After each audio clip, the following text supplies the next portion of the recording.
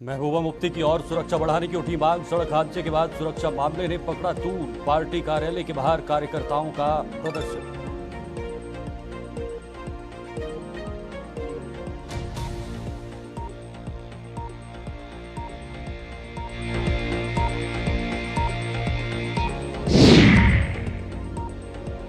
भाटा दुलिया के जंगलों में लगी भीषण आग। आग पर काबू पाने में असफल वन विभाग। 2 दिनों से आग पर काबू पाने का हो रहा प्रयास।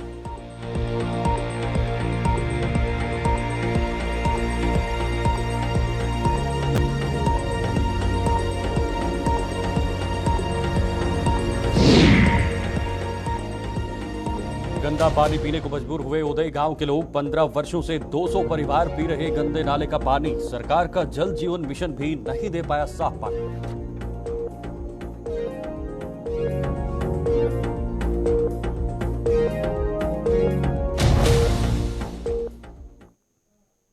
नमस्कार, गुलिस्तान न्यूज देख रहे हैं आप और जम्मू कश्मीर के इस खास बुलेटिन के साथ मैं शीतल शर्मा। बुलेटिन की शुरुआत कुछ अहम खबरों से करेंगे। पूर्व मुख्यमंत्री महबूबा मुफ्ती की सुरक्षा को लेकर पीडीपी कार्यकर्ताओं ने नाराजगी जताई है।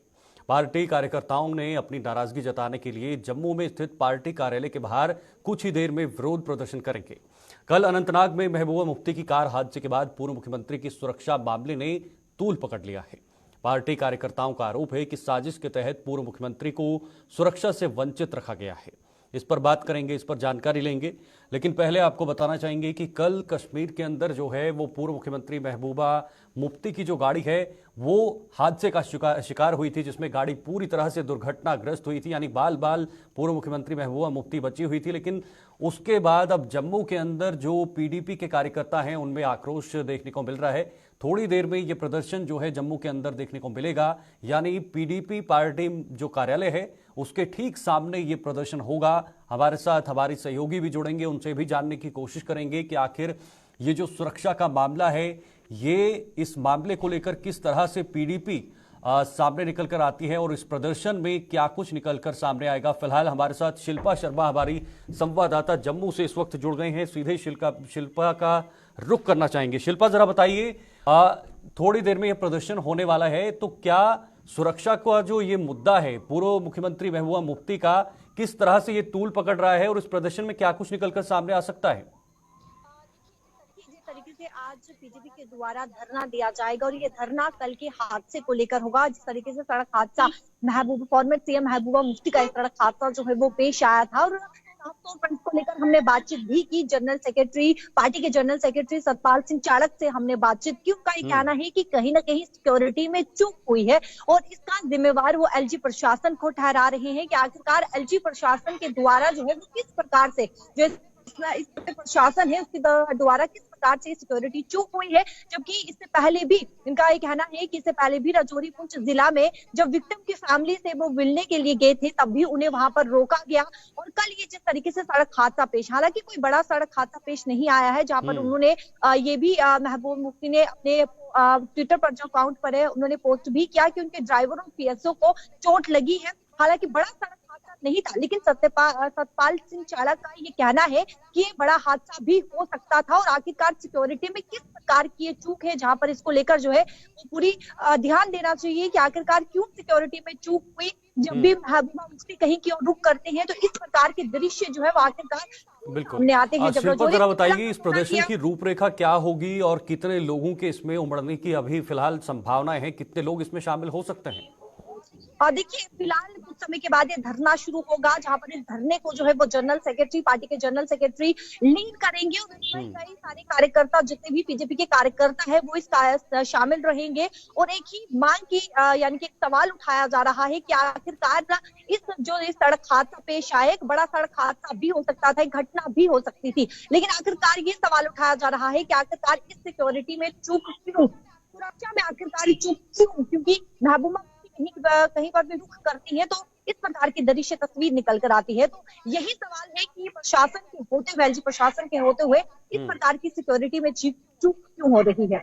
शिल्पा, एक पूर्व मुख्यमंत्री की सुरक्षा कितनी महत्वपूर्ण है और क्या लगता है आपको, अगर ये प्रदर्शन होता है तो उसके बाद इस पर कोई कार्रवाई हो सकती है? क्या सुरक्षा के पूर्व मुख्यमंत्री महबूबा मुफ्ती को वापस सुरक्षा मिलने की कहीं ना कहीं जो कयास या जो यहाँ पर प्रदर्शन होगा, क्या उस पर सफलता हाथ लगेगी पीडीपी को? देखिए, जिस तरीके से फॉर्मर सीएम रह चुकी हैं महबूबा मुफ्ती और इनका ये सड़क हादसा पेश आया है, और हालांकि बड़ा सड़क हादसा नहीं है, लेकिन बीजेपी के जनरल सेक्रेटरी का ये कहना है कि बड़ा सड़क हादसा भी हो सकता था। तो कहीं ना कहीं उनकी ये भी मांग है कि कार्रवाई की जाए कि चूक क्यों हो रही है, किस प्रकार की ये चूक हुई है। और जो दिशा की तरफ बात करें तो कहीं ना कहीं सुरक्षा व्यवस्था को लेकर भी जो है वो धरने में कहा जाएगा कि सुरक्षा जो है वो चूक क्यों हो रही है, किस प्रकार की चूक हो रही है। तो कहीं ना कहीं कार्रवाई की मांग जो है वो जरूर उठेगी कि आखिरकार क्यों चूक हुई, किस प्रकार से चूक हुई, क्योंकि फॉर्मर सीएम रह चुकी है महबूबा मुफ्ती। तो आखिरकार इसी प्रकार की तस्वीर जो है वो क्यों निकल कर सामने आई, क्योंकि इस सड़क हादसे की हम पेश करें तो कार से जो है ये टकराई है, उनकी गाड़ी कार से टकराई है, जहां पर बड़ा दुर्घटना भी हो सकता था। तो कहीं ना कहीं मांग जरूर उठेगी कि कार्रवाई जो है वो इस पर की जाए। बहुत बहुत शुक्रिया आपका शिल्पा, तमाम जानकारी के लिए। आप इस प्रदर्शन पर नजर बनाए रखिएगा, क्योंकि ये प्रदर्शन जो है ये सुरक्षा को लेकर होना है। पूर्व मुख्यमंत्री की सुरक्षा का मुद्दा है, जिसको लेकर अब पीडीपी थोड़ी देर में ये प्रदर्शन करेंगे। फिलहाल आगे बढ़ते हैं। जम्मू कश्मीर के पुंछ जिले की मेंढर तहसील के भाटा दुलिया के जंगल में लगी आग से विकराल रूप धारण कर लिया है।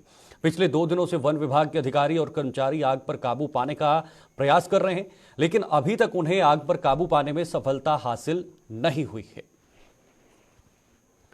तो जो तस्वीरें आप देख रहे हैं, ये तस्वीरें हमने आपको पहले भी दिखाई हैं, क्योंकि ये तस्वीरें जो हैं ये मेंढर इलाके की हैं, यानी पुंछ जिले की मेंढर तहसील की भाटा धुलिया का ये इलाका है, जहां पर जंगल में काफी भयंकर जो है वो आग लगी है, काफी भीषण आग लगी है, जिसकी लपटें आप देख सकते हैं।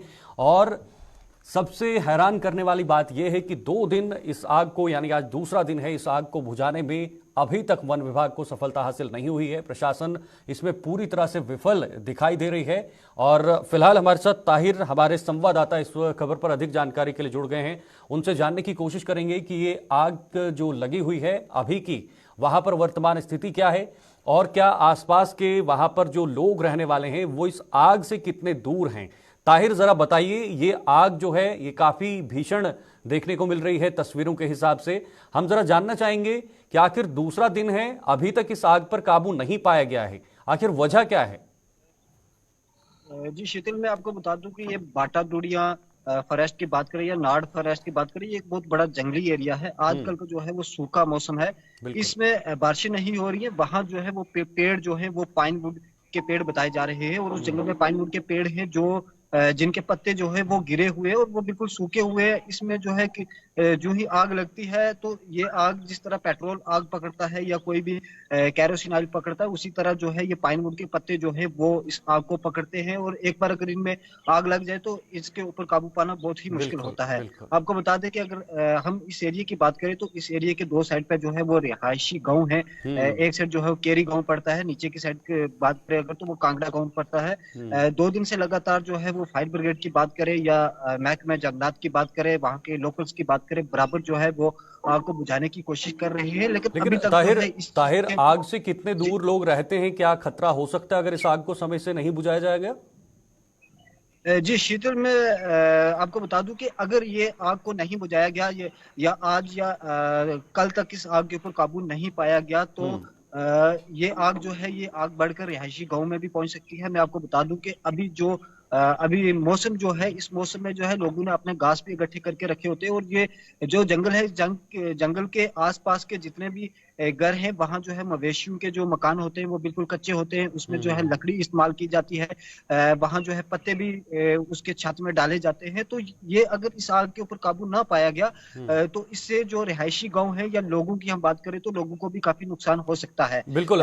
ताहिर, जरा बताइए कि प्रशासन किस हद तक जो है इस आग को बुझाने की कोशिश कर रही है? क्या उपकरणों का इस्तेमाल किया जा रहा है, या जो तकनीकी उपकरण है या अन्य जो आग को बुझाने के उपकरण है, क्या उसका इस्तेमाल इस आग को बुझाने के लिए किया जा रहा है? क्या प्रशासन पूरी सतर्कता बरतते हुए इस आग को बुझाने का कार्य कर रही है? जी, मैं आपको बता दूं कि जहां हम फायर ब्रिगेड की बात करें, अगर हम एसडीएम मेंढर की बात करें तो आज हमारी एसडीएम मेंढर से बात हुई।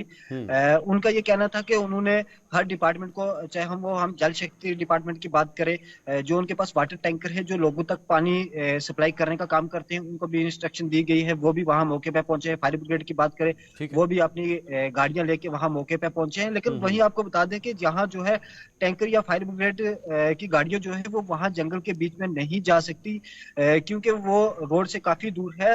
ये डिपार्टमेंट्स अपना काम कर रहे हैं, लेकिन अगर हम एरिया की बात करें तो वहां जो है फायर ब्रिगेड हो या जल शक्ति डिपार्टमेंट हो या फिर कोई भी महकमा हो, वो इसके ऊपर जो है अपने इक्विपमेंट्स या फिर अपनी जो गाड़ियां हैं या फिर वो नहीं लेके जा सकते। यहाँ जो भी हो सकता है वो मैन पावर से हो सकता है। वहां के लोकल्स की बात करें तो लोकल्स ने अपने घर से जो है वो बर्तन उठाए हैं। बाल्टियों की बात करें, बाल्टियों में पानी वो ला रहे हैं, या फिर वहां से जो है झाड़ियां तोड़ तोड़ के वो आग बुझाने की कोशिश कर रहे हैं। लेकिन अभी तक जो है आग के ऊपर काबू नहीं पाया गया। जी शीतल। बिल्कुल, अभी तक आग पर काबू नहीं पाया गया। बहुत बहुत शुक्रिया आपका ताहिर, ये तमाम जानकारी के लिए। और ताहिर हमारे साथ जुड़े हुए थे, जो बता रहे थे कि आग को काबू पाने की हर मुमकिन कोशिश की जा रही है, लेकिन सफलता हाथ नहीं लगी है।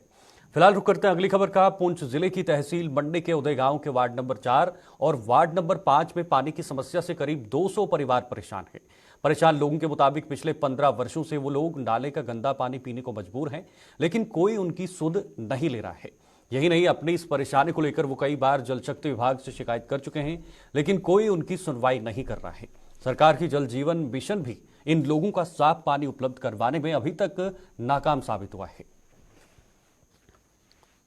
तो आपको बताना चाहेंगे, केंद्र सरकार की जो एक बड़ी योजना है, यानी हर घर नल योजना जो है, वो कहीं ना कहीं पूरे देश के अंदर कहीं ना कहीं इस योजना को काफी उच्च स्तर पर पहुंचाने की कोशिश या फिर इसको हर जगह फैलाने की कोशिश जो है वो की जा रही थी। लेकिन फिलहाल अगर बात करें हम पुंछ जिले की तहसील मंडी की, तो वहां पर एक गांव ऐसा है जहां पर कई वर्षों से इनको साफ पीने का पानी नहीं मिल रहा है। आप तस्वीरों में भी देख सकते हैं किस तरह से वहां पर जो गंदे नाली का पानी है वो ही पीने पर मजबूर हो रहे हैं। यानी कुल मिलाकर जो सरकार की योजनाएं हैं उसका असर अभी तक इस गांव तक जो है वो पहुंचते हुए नहीं दिखाई दे रहा है। हमारे साथ इरफान, हमारे संवाददाता, इस वक्त मौके से जुड़ गए हैं। इरफान, ये जो पानी है काफी वर्षों से, जो हमारे पास खबर है, जो हमारे पास जानकारी है, उसके हिसाब से लगभग 15 वर्षों से उनके पास साफ पानी जो है वो नहीं पहुंच रहा है। जो पीने का पानी होना चाहिए वो नहीं पहुंच पा रहा है। वजह क्या है? आज तक जो लोग हैं, जो वो गांव है, वो साफ पानी से दूर रहा है। जी शीतल, मैं आपको बताना चाहूंगा, ये जिला पुंछ की तहसील मंडी का एक दूर दराज और पहाड़ी इलाका गांव अड़ाई है, जिसकी पंचायत मलका के जो वार्ड नंबर 4 और वार्ड नंबर 5 की आवाम गुज़श्ता 15 सालों से गंदे नाले का जो है पानी वो इस्तेमाल करने पर मजबूर है। उसकी बड़ी वजह यही है कि मुतलका जो महकमा है उसकी लापरवाही की तरफ से, क्योंकि जिस तरीके से हमने लोगों से बात की तो लोगों की तरफ से ये कहा गया कि मुतलका महकमा को बारहा जो है लोगों की तरफ से ये कहा गया कि इस पानी के मुतबादल जो है वो साफ पानी लोगों को मुहैया किया जाए, मैसर किया जाए, ताकि लोगों की जो मुश्किलात है वो दूर हों और गंदे पानी से जो लोगों को निजात मिल सके, क्योंकि गंदे पानी से कई बीमारियां जो है वहां पर फैल रही हैं। इस हवाले से मुतल्लिका महकमा की तरफ से लापरवाही बरती गई और लापरवाही बरते हुए आज तक जो है लोगों को साफ पानी मुहैया नहीं किया गया। और ये बहानेबाजी जो है मुतल्लिका महकमा की तरफ से की जाती रही कि अभी इनके पास पाइपें वगैरह नहीं है, जिसकी वजह से लोग जो है लोगों को जो है पानी जो है वो साफ मुहैया नहीं किया जा सकता। लेकिन वही अगर देख जल जीवन मिशन स्कीम के ज़रिए एहतमाम इस इलाका में 4 करोड़ का जो है प्रोजेक्ट का काम चल रहा है, जिसके तहत हर घर नल और हर घर जल पहुंचाना मकसूद था। लेकिन अभी तक इस इलाका में जो है पाइपलाइन बिछाने का काम जो शुरू हुआ है, लेकिन वो बड़ी सुस्त रवि से किया जा रहा है। और सुस्त रवि से किए जाने के जो जहां पर जो पाइपें वगैरह बिछाई भी गई है वो भी सही ढंग से नहीं बिछाई जा रही है, जिसकी वजह से लोगों को जो वो पानी मुहैया नहीं हो पा रहा है। लेकिन इरफान, पिछले कई सालों से जो वहां के प्रतिनिधि हैं, जो वहां के स्थानीय लोकल जो प्रतिनिधि उसका प्रतिनिधित्व करते हैं उन इलाकों का, और क्या उन्होंने कभी कोशिश नहीं की, चाहे वो फिर पहले सरकारों की बात करें या उसके बाद जो पंच, सरपंच, बीडीसी, जीडीसी के चुनाव हुए वो भी नियुक्त हुए हैं उन इलाकों में, तो क्या उनकी तरफ से कोई भी कोशिश नहीं की गई आज तक? देखिए शीतल, जिस तरीके से आपने बात की बीडीसी, डीडीसी और मुतल्लिका सरपंच वगैरह की, तो लोगों की तरफ से काफी गम गुस्से का इजहार करते हुए कहा कि हमने बारहा मुतल्लिका महकमा समेत जो है जिला इंतजामी और पंची सरपंची और बीडीसी तक ये मामले को हाईलाइट किया, लेकिन उनकी तरफ से कोई भी तवज्जो इस जानिब नहीं दी गई, जिसकी बड़ी वजह यही है कि आज तक लोग जो है वो गंदा पानी इस्तेमाल करते रहे हैं। और अगर इस इलाके की बात करें तो 4 करोड़ का जो है जल जीवन मिशन स्कीम का प्रोजेक्ट जो है इस इलाके में शुरू हुआ है, लेकिन मुतल्लिका महकमा और जो जेई वगैरह है वहां पर जिस तरीके से लोगों ने हमसे बात की, लोगों की तरफ से कहा गया कि जो सुपरवाइजर, लाइनमैन या दिग्गज जो मुतल्लिका महकमा के मुलाजमीन हैं उनकी तरफ से बारहा लोगों को जो है वो जलील किया जाता रहा है, और लोगों की जो बात है, जो मांग थी लोगों की, उस तरफ कोई भी तवज्जो नहीं दी गई, जिसकी वजह से लोगों को जो है वो गंदा पानी पीने पर मजबूर होना पड़ा।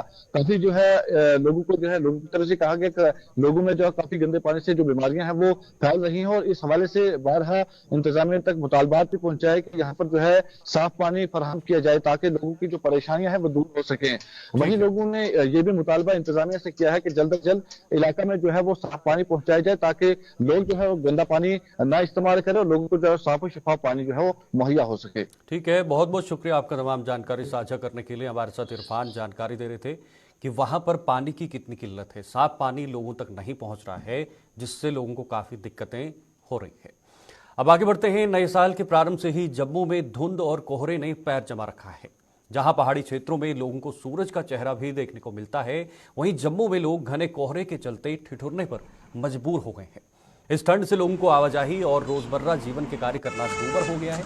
लोग जगह जगह पर ठंड से बचने के लिए अलाव का सहारा ले रहे हैं। वहीं लोगों को उम्मीद है कि लोहड़ी के बाद जम्मू के मौसम में सुधार होगा, जिससे आम जीवन एक बार फिर वापस पटरी पर लौट जाए।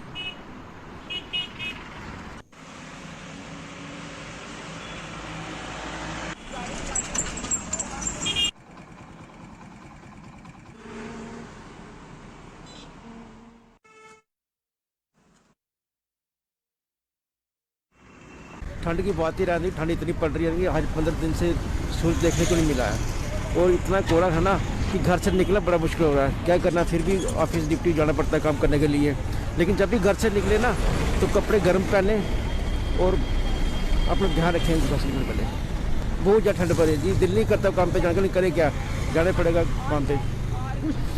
मैं उनसे यही कहूँगा कि गर्म कपड़े का जायज़ इस्तेमाल करें, क्योंकि ठंडे कोहरा है ना, क्योंकि बारिश बड़े दिन से बारिश नहीं हुई है। अगर बारिश होती ना तो थोड़ा फर्क पड़ता ठंड का, कोहरा के थोड़ा कम होता, लेकिन बारिश के कारण जो ठंड कुछ ज़्यादा बढ़ गई है, तो मैं यही लोगों से अपील करता हूँ कि कपड़े ज़्यादा गर्म पहने और बच्चों को बाहर निकलने दें। तो बच्चों को घर के अंदर रखें और खुद बाहर निकलें तो घर कपड़े पहन के निकलें, मफलर वगैरह दस्ताने वगैरह निकलें। अगर जरूरी काम है तो ही निकलें, ऐसे वरना घर में ही बैठे रहें अपने।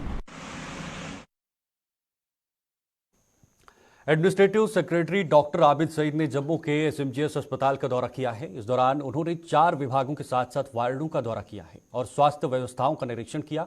इस अवसर पर उन्होंने डॉक्टरों और मरीजों से बातचीत की और स्वास्थ्य सुविधाओं की भी जानकारी ली है।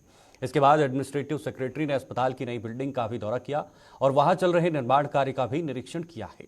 इस अवसर पर जेएमसी जम्मू के प्रिंसिपल डॉक्टर आशुतोष गुप्ता, अस्पताल के सुपरिटेंडेंट डॉक्टर दयार सिंह सहित अन्य अधिकारी भी मौजूद थे।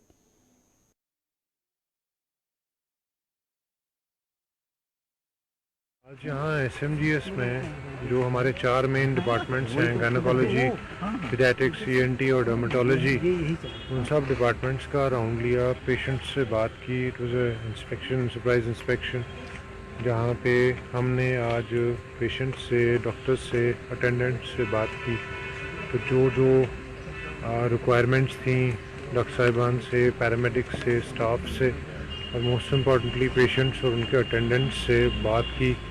एंड इसमें सिविल इंजीनियरिंग के तमाम ऑफिसर्स और मैकेनिकल के तमाम ऑफिसर्स भी आए थे, जिनको इम्पोर्टेंट कुछ टास्क्स दी गई हैं, डायरेक्शंस दी गई हैं।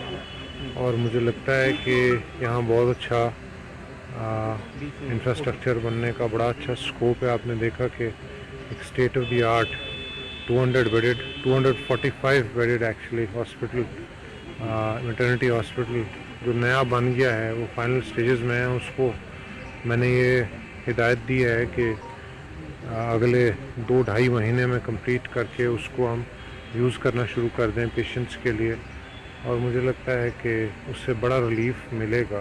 साथ साथ यहाँ कोई रोड के इश्यूज हैं उनको भी इमीडिएटली आने वाले समय में सॉर्ट आउट किया जाएगा। एंड पेशेंट वेलफेयर के लिए, पेशेंट केयर के लिए जो भी रिक्वायरमेंट्स हैं, सब डॉक्टर्स, सब पैरामेडिक्स, सारा स्टाफ, उनको ये रिक्वेस्ट किया गया है कि प्राइमरी पर्पस हम सब का पेशेंट का वेलफेयर, पेशेंट की केयर, और हम सबको पूरा मन लगा के, एफर्ट लगा के पेशेंट की केयर के बारे में हमेशा सोचते रहना चाहिए और उसी को अपना गोल और ऑब्जेक्टिव रखना चाहिए।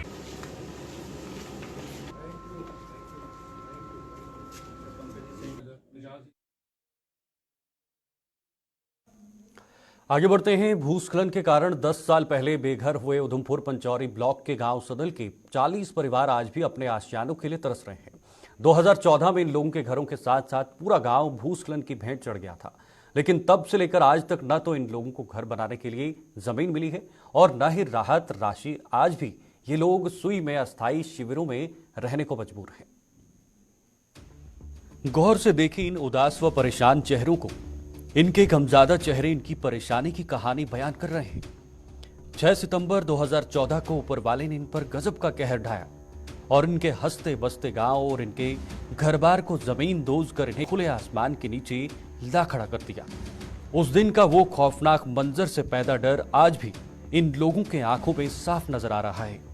इस भयानक हादसे में न केवल इन लोगों ने अपने घर बार गंवाए, बल्कि कई लोगों ने अपने प्रियजन भी खोए हैं। सब कुछ लुटा चुके इन लोगों को बड़े बड़े आश्वासन देकर सरकार ने उधमपुर के सुई इलाके में अस्थायी शिविरों में पहुंचाया, जहां अपने आशियानों की आस के इंतजार में ये लोग पिछले 10 सालों से रह रहे हैं।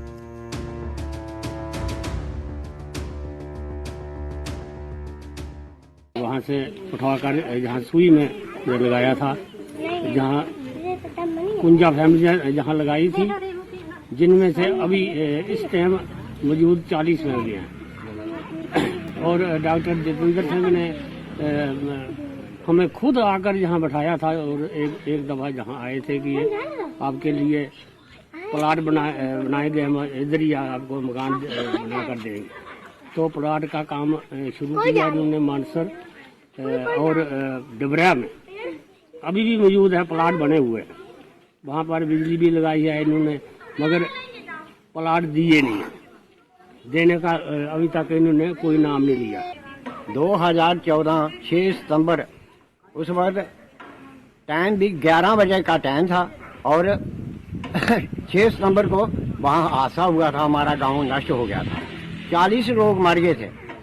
वहाँ से हमें भागना पड़ा और प्रशासन की तरफ से कोई आदमी हमारे पास नहीं, जो आते थे हमारे पास संस्था वाले आदमी हमारी मदद करने के लिए, कोई आटा लेके जाता था, कोई चावल लेके जाता था, कोई कपड़े लेके जाता था। हमारे सिर पर एक दुपट्टा भी हमारी औरतों के सिर पर नहीं था, जो खाली हाथ निकले थे।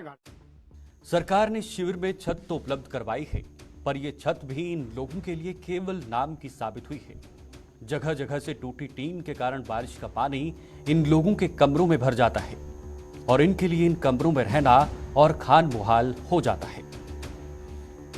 कमरे की टूट फूट हो रही है, पलाई के कमरे हैं, जो पलाई भी गिरने वाली है और बारिश होती है तो टीनें भी, छत वाली वो भी पानी सारा अंदर आता है। इसके लिए वो मुश्किलात आ रही है। हाँ, मतलब बाढ़ आया था, तब से हम यहाँ पे आए। 2014 में हुआ था ये, और 10 साल हो गए हमें यहाँ आए हुए और अभी तक तो जगह तो हमें मिली नहीं है और यहाँ रहना बहुत मुश्किल है। जब बारिश होती है तो सारा पानी अंदर आ जाता है, फिर रहना बहुत मुश्किल होता है। अपने घर बार गंवा चुके इन लोगों को सरकार की तरफ से कमरा उपलब्ध करवाया गया है। इस छोटे से कमरे में एक परिवार कैसे दिन गुजार रहा है, इसका अंदाजा आप खुद लगा सकते हैं। एक कमरे में जहाँ 7-8 बंदे रहते हैं, फिर उसकी क्या हालत होगी। इतने छोटे छोटे कमरे हैं वो, वहाँ पे मम्मी पापा भाई भाभी सब भी वहीं पे ही होते हैं, तो फिर सोना भी बहुत मतलब मुश्किल का हो जाता है। जीवन के हर सुख से वंचित इन लोगों का भरोसा भगवान और सरकार से उठ चुका है। इन लोगों के मुताबिक चुनाव के दौरान तमाम सियासी पार्टियों के नेता उनके साथ साथ बड़े बड़े वादे करते हैं, लेकिन चुनाव होने के बाद कोई भी उनकी सुध नहीं लेता है।